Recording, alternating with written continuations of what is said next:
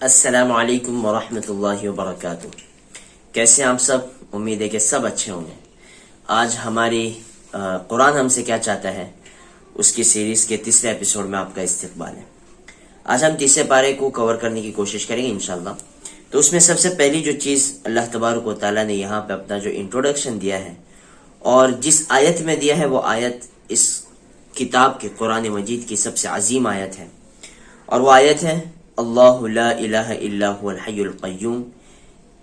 شروعات سے آپ اندازہ لگا سکتے ہیں کہ کون سی آیت ہے. وہ آیت ہے آیت الکرسی. اللہ تبارک و تعالیٰ نے اس آیت میں جو اپنا تعارف کروایا وہ الگ ہی لیول ہے. آپ اندازہ کریں کہ اللہ تبارک و تعالیٰ سب سے پہلے نام بتا رہے ہیں. میرا نام اللہ. اللہ فرماتے ہیں میرا نام ہے اللہ لا الہ الا ہو، میرے جیسا کوئی معبود ہو ہی نہیں سکتا. میں کیسا ہوں، کیسی صفات ہے میری؟ الحی القیوم، زندہ رکھنے والا، قائم رکھنے والا. لا تأخذہ سینۃ ولا نوم، نہ مجھے اونگ آتی ہے نہ نیند آتی ہے. لہ ما فی السماوات و ما فی الارض، میرا کیا ہے تو جو کچھ آسمان و زمین میں ہے سب کچھ میرا ہے. من ذا الذی یشفع عندہ الا باذنہ، اس کا رعب ایسا، جلال ایسا کہ اس کی اجازت کے بغیر اس کے سامنے کوئی چوں و چیرا سفارش بھی نہیں کر سکتا. یعلم ما بین ایدیہم وما خلفہم، تمہارا اگلا پچھلا دایاں بایاں سب کچھ اللہ کے علم ہے. ولا یحیطون بشیء من علمہ الا بما شاء، جو اگر وہ چاہے تو ہی اس کے علم کا احاطہ ہے، ورنہ جتنا وہ چاہے اتنا اس کے علم کا احاطہ ہے، ورنہ اس کے علم کو کوئی جان نہیں سکتا. وسع کرسیہ السماوات والارض، اور اس کی کرسی زمین و آسمان کو گھیرے ہوئے.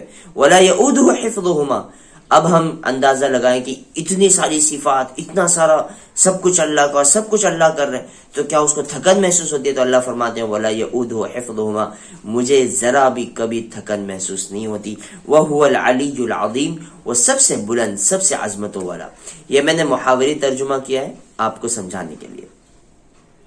تو اللہ تبارک و تعالیٰ یہاں پہ اپنا تعارف کروا رہے ہیں کہ یار مجھے پہچانو، میں کون ہوں، میں کون ہوں، مجھے پہچانو. اسی لیے آپ دیکھیں مسلسل عزیر علیہ السلام کا واقعہ، حضرت عزیر علیہ السلام کہاں سے گزرے تھے؟ گاؤں والوں کو دیکھا کہ یار ان کی تو ہڈیاں گل سڑ گئی، یہ کیسے دوبارہ پیدا ہوں گے؟ اللہ نے فوراً وہاں پہ کیا کر دیا، حضرت عزیر علیہ السلام کو 100 سال کے لیے موت دے دی. 100 سال کے بعد جب زندہ ہوئے تو دیکھا تو اللہ تبارک و تعالیٰ نے فرمایا فانظر الی طعامک وشرابک لم یتسنہ وانظر الی حمارک، کہ تیرا گدا یہ گل سڑ چکا ہے اور تیرا کھانا یہ ایسی ذرا بھی کچھ نہیں ہوا کھانے کو. تو اللہ تعالیٰ نے ان سے پوچھا کہ بابا کتنے دن کے بعد تم اٹھے ہو؟ تو حضرت علیہ السلام کہنے لگے لبثت یوما بعد یوم، کہ ایک دن کے بعد کچھ اٹھا ہوں. تو اللہ تعالیٰ نے فرمایا کہ نہیں تم 100 سال کے بعد تم اٹھے ہو. تو یہاں پہ اللہ تبارک و تعالیٰ نے فرمایا کہ وانظر الی العظام کیف ننشزها ثم نکسوها لحما، کہ یہ جو گدا تمہارا گل سڑ گیا ہے اب اسے ہم کیسے دوبارہ زندہ کرتے ہیں وہ ہم دکھاتے ہیں. تو اللہ تبارک و تعالیٰ نے وہ بتایا. اسی طرح سے حضرت ابراہیم علیہ السلام کا بھی ایک کویشچن تھا، یا اللہ تو زندہ کیسے کریں گا مارنے کے بعد میں؟ تو اللہ نے فرمایا اولم تمہیں، تجھے یقین نہیں ہے؟ تو حضرت ابراہیم علیہ السلام نے کہا بلا کیوں نہیں، ولکن لیطمئن قلبی، اللہ دل کو تھوڑا سکون پہنچانے کے لیے سوال کر رہا ہوں. تو اللہ تبارک و تعالیٰ نے کہا کہ 4 پرندے لو، ذبح کرو، 4 پہاڑوں پہ رکھ دو اور پھر تم ان کو آواز دو، یہ خود ایک دوسرے سے جڑ کر وہ تمہارے پاس پہنچ جائیں گے اور ہم اس طرح زندہ کرنے والے ہیں. یہ ہو گئے سب سے پہلا جو پوائنٹ تھا کہ اللہ تبارک و تعالیٰ کو ہم کو پہچاننا ہے کہ اللہ ہمارا کون ہے، ہمارا رب کون ہے. اگر ہم نے اس کو نہیں پہچانا تو یار اس زندگی کا کیا فائدہ. دوسرا جو پوائنٹ اللہ تبارک و تعالیٰ نے یہاں پر کھل کر بیان کیا ہے وہ یہ کہ یمحق اللہ الربا ویربی الصدقات، اللہ صدقات کو بڑھاتا ہے اور سود کو گھٹاتا ہے. تم سودی کاروبار کرو گے اللہ تبارک و تعالیٰ تمہاری زندگی دوبھر کر دے گا. ہم نے کتنوں کو دیکھا، کتنے کروڑ پتی روڈ پہ آ چکے، سود جہاں سے انہوں نے لینا شروع کیا اللہ تبارک و تعالیٰ برکتیں ختم کر دیتے ہیں. اللہ تبارک و تعالیٰ اسے جنگ کا اعلان کرتے ہیں. اب آپ سوچیں کہ اللہ سے جنگ کا اعلان، اللہ سے جنگ کون جیت سکتا ہے؟ تو اس لیے اللہ تبارک و تعالیٰ فرماتے ہو احل اللہ البیع وحرم الربا، اللہ تعالیٰ نے سود کو حرام فرمایا ہے، لہٰذا ہم سود سے جتنا ہو سکتا ہے اتنا ہم بچنے کی فکر کریں. اس کے بعد میں اللہ تبارک و تعالیٰ نے ایک چیز جو یہاں پہ بیان فرمائی تیسرے پارے میں کہ ان الدین عند اللہ الاسلام، اللہ فرماتے یقیناً اللہ کے نزدیک جو سب سے پسندیدہ اور سب سے معتبر جو دین ہے وہ دین اسلام ہے. اس کے علاوہ اگر تم کوئی دین لے کر جاتے ہو وَمَن يَبْتَغِ غَيْرَ الْإِسْلَامِ دِينًا فَلَن يُقْبَلَ مِنْهُ، اس کا دین کچھ قبول نہیں ہوگا، ذرہ برابر بھی اس کے کوئی بھی تہذیب اسلام کے علاوہ، کوئی بھی مذہب اسلام کے علاوہ، کوئی بھی کلچر اسلام کے علاوہ اللہ تبارک و تعالیٰ کو منظور اور قبول نہیں ہے۔ یہ باتیں ہوگی۔ پھر اس کے بعد میں اللہ تبارک و تعالیٰ نے یہاں پہ ایک چیز بیان فرمائی، حضرت زکریا علیہ السلام کا واقعہ بیان فرمایا کہ حضرت زکریا علیہ السلام نے چونکہ حضرت مریم علیہ السلام کی کفالت کی تھی، تو مریم علیہ السلام کے پاس جب بھی جاتے نا تو بے موسم پھل حضرت مریم علیہ السلام کے جو عبادت خانہ تھا وہاں پہ دیکھنے ملتے، تو حضرت زکریا علیہ السلام بھی شوق ہو جاتے، یار یہ کیا معاملہ ہے؟ تو حضرت زکریا علیہ السلام نے پوچھا، یا مریم اندر لگے آتا ہے، کہاں سے آتا ہے تجھے؟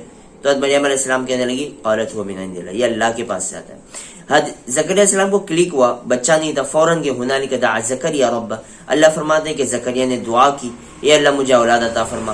اللہ فرماتے ہیں جب تم مجھ سے مانگو گے، یار تم ڈائریکٹ مجھ سے مانگو، دینے والی ذات میری ہے، تمہاری دواؤں میں کچھ نہیں رکھا، تمہارے میڈیکل میں کچھ نہیں رکھا، تمہارا میڈیکل بھی حد تک فیل ہو جاتا ہے، کورونا میں کیا ہو گیا، میڈیکل فیل ہو گیا تھا نا، سائنس فیل ہو گئی تھی۔ اللہ فرماتے ہیں تمہاری جو بھی تم نے بنایا ہے وہ سب کچھ ایک حد تک جا کے فیل ہو جاتے ہیں، بٹ میری ایک ذات ایسی ہے جو جہاں پہ سب تمہارا ختم ہوتا ہے وہاں سے ہم شروع ہوتے ہیں۔ تو اللہ تبارک و تعالیٰ سے ہم جو بھی چیز ہو نا اللہ تبارک و تعالیٰ سے مانگنی چاہیے، کسی اور کے در پہ جا کر کسی اور کے چکر کاٹنا یہ بے فائدہ ہے، بے سود ہے، اور وہاں پر جانے کا کوئی مطلب ہی نہیں ہے۔ جس خالق نے اس پوری کائنات کو بنایا، جو خالق پورا نظام چلا رہا ہے، اگر ہم اس سے رجوع کریں گے، جو دعائیں سنتا ہے نا، جو دعائیں سنتا ہے اس سے مانگی جائے نا تو معاملہ بنتا نظر آتا ہے۔ جو نہیں سن رہا، آپ کو دھیان ہی نہیں دے رہا، اس سے آپ مانگو گے کیا ہو، اس کو دینا ہی نہیں تو کیا دیں گا آپ کو۔ جو دینے کے لیے بیٹھا اس سے مانگو، تو اللہ تبارک و تعالیٰ تو دینے کے لیے بیٹھے، اس کا دربار تو ہمیشہ کھلا ہے، ہم اس کے پاس جائیں اور اس کے پاس اپنی چیزوں کا سوال کریں۔ یہ اللہ تبارک و تعالیٰ تیسرے پارے میں ہم کو بیان فرماتے ہیں۔ لہٰذا یہ دو تین چیزیں تھیں، اللہ تبارک و تعالیٰ سے بس دعا ہے کہ اللہ تبارک و تعالیٰ ہمیں اپنا کامل یقین نصیب فرمائے، اپنی سچی محبت نصیب فرمائے، اور اپنے سے اللہ تبارک و تعالیٰ سے قرب حاصل کرنے کی اللہ ہم سب کو کوشش کرنے کی توفیق نصیب فرمائے۔